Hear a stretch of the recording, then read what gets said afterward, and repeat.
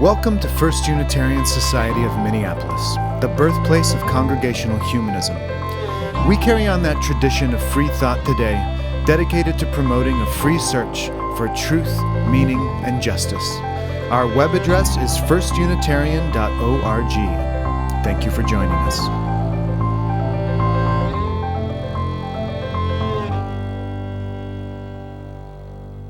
If we listen deeply to the past, if we come to better understand who we've been, if we remember our birth and our ancestors and the earth, if we pay attention to those who have gone before, and in these days, maybe particularly to those who have built, sustained, and transformed this congregation, how does that impact who we are now and even change who we hope to become? I'm a student of something called process theology. Its basic premise is that nothing is stagnant. Things are always evolving or becoming. And it teaches what we become is dependent in large part on what has gone before us. But it also holds that we're impacted by both nature and nurture, both what we are as individuals and how we're influenced by all that surrounds us in the now. And in addition, process theology or process thought teaches that we are formed by the vision or the call of that which lures us forward into the future. What we are is because of all of this. Our past, our now, and whatever is calling us forward. I'd like to share with you a story that pretty perfectly demonstrates process thought. It's called Because. It was written by Mo Willems and illustrated by Amber Wren. And this story will reveal, if you were waiting on pins and needles, why it is that Mike and Amos played a Schubert piece at the beginning of our assembly. So here we go. Because a man named Ludwig wrote beautiful music, a man named Franz Schubert was inspired to write his own. Because many years later, people wanted to hear Franz's beautiful music, they formed an orchestra. And because a man had practiced since he was a kid, he was asked to join. Now, because a woman had studied night and day, and she too was asked to play, and because many others loved and practiced their instruments, there were enough musicians. Because someone created a poster about Franz's music, tickets were sold. Because the train conductor stopped the train at the Grand Orchestra Hall, the conductor arrived. Because the orchestra librarian had made copies of the score, the orchestra was able to rehearse. Because workers checked the lights and the seats and swept the floors, the grand hall was ready, and because the time had come, the ushers opened the doors. Now, before I tell you what happened because of all those becauses, let's just take a little pause. On Friday night, I heard stories of your becauses, about things that have happened over the years here at the First Unitarian Society of Minneapolis, things that have formed you, things that have caused other things to happen. Some of those things have been joyful memories and happy moments of formation, and others have been difficult, even sad. Like there were specific memories of how FUS responded to 9/11, to the sermon that Reverend Kendall Gibbons gave on that Sunday, and how learning to resist Islamophobia was life-changing for you. Or how being involved in programming for FUS's children and youth has not just been inspiring, but has provided deep meaning because of spending time with them. Things like the Boston Heritage trips, the youth plays and performances, or facilitating Our Whole Lives programming.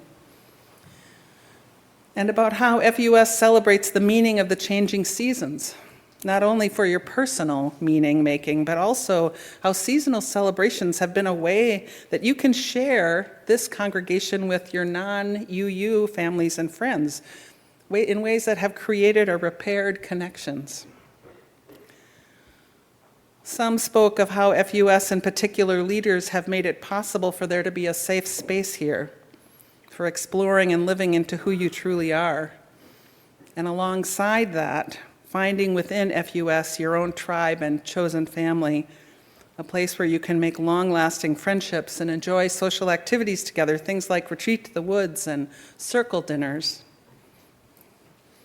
And there were also stories of particular key moments for many individuals, be that projects that they worked on, social justice initiatives, people they made particular connections with, or just hearing inspiring and transformative words weekly. And of course, we know that we are not formed not only by joys and celebrations, but also by losses and sorrows. Hardship and heaviness is just as impactful, sometimes even more so, on our becoming. And in that regard, you shared of the recent loss of not one, not two, but 3 ministers. And also ministers and other staff who have left over the past 15 years or so.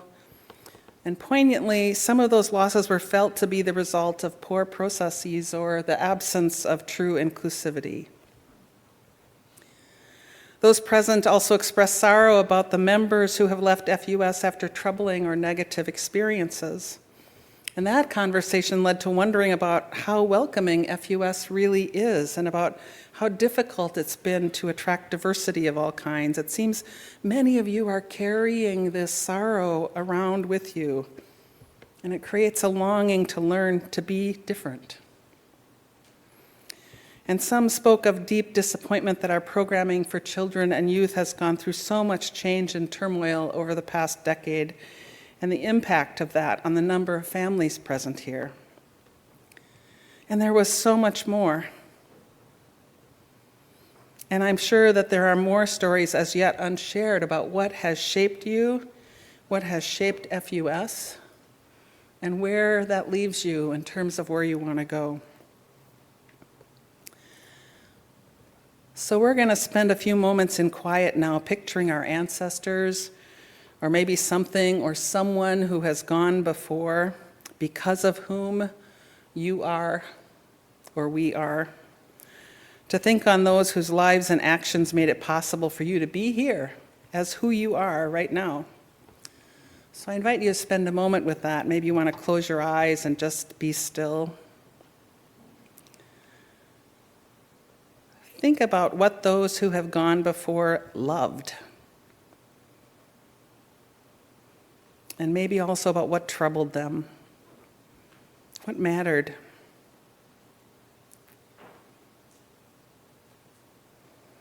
How did they change you?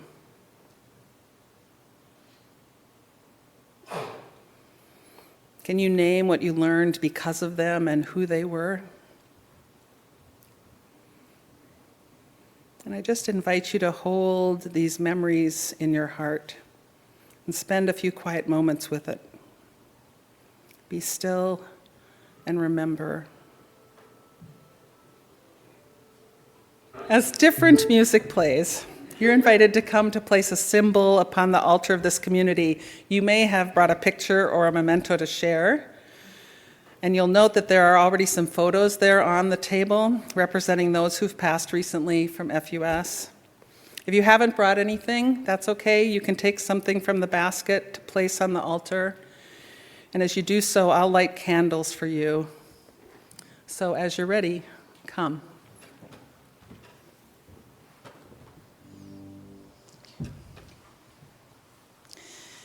In memory of those who have gone before, we have lit these candles. Their songs lead us on, their dreams shape us, and their light will guide us home.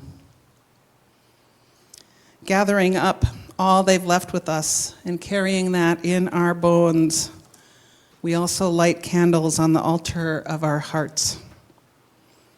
These flames of memory and hope to hearten our struggle and to guide our steps in the path of peace and love.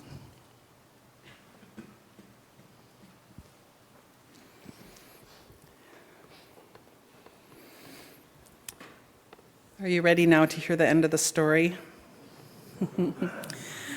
As the story continues, I invite you to notice the ribbon that runs through almost all of the illustrations. When we left the story, an orchestra had been preparing for a concert and the doors had been opened, and here's what happens next. Because someone's uncle caught a cold, someone's aunt had an extra ticket for someone special. Because the usher helped the aunt and her special guest, they found their seats. Because everyone there was there to hear beautiful music, it was quiet. And then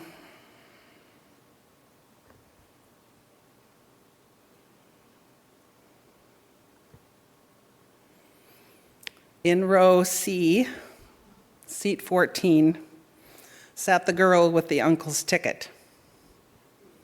She heard the beautiful music written by the man named Franz, and it changed her. The girl was changed.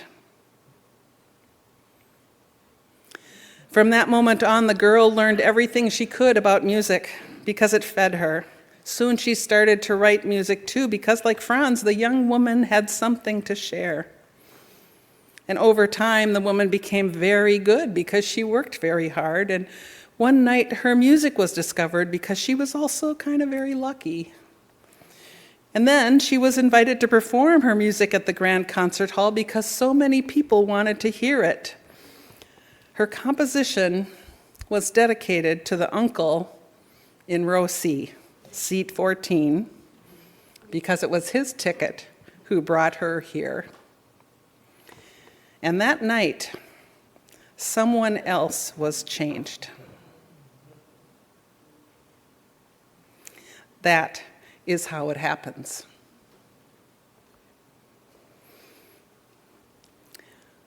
This is how it happens.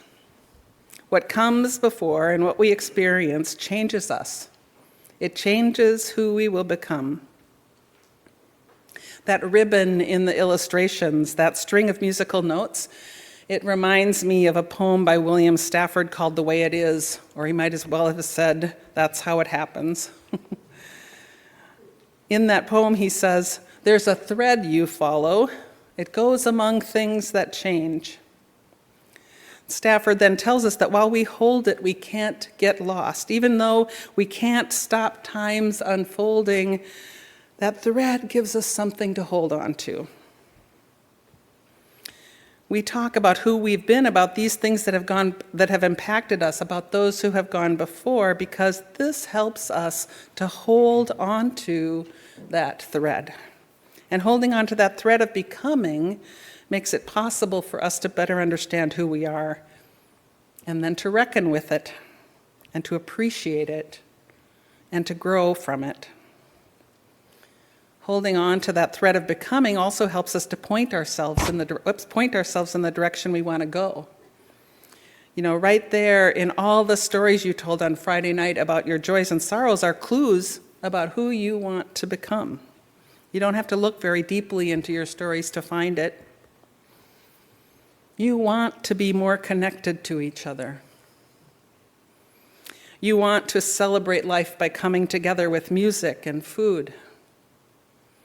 You want to make this place a place that inspires and engages with youth and children and where we can learn from each other.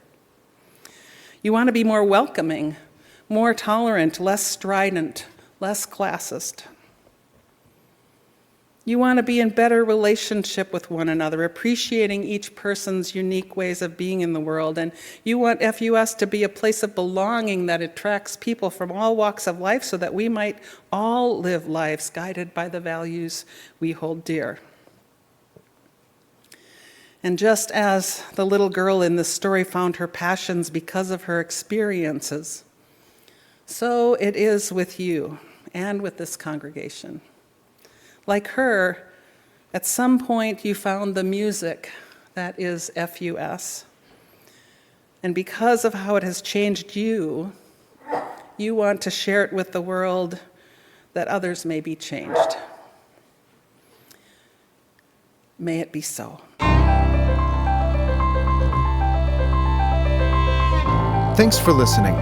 You can find much more about humanism and what's happening at First Unitarian Society of Minneapolis by visiting our website at firstunitarian.org.